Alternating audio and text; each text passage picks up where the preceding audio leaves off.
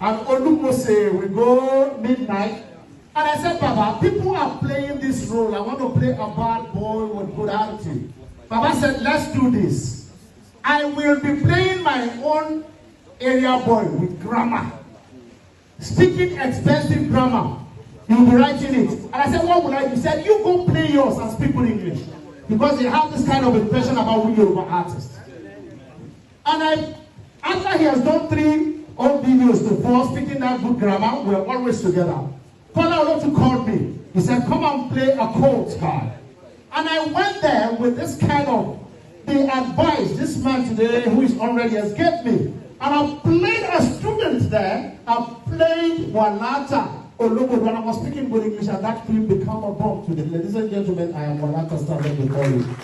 Listening to a nurturing of a man like this has helped a lot of people he cannot even mention.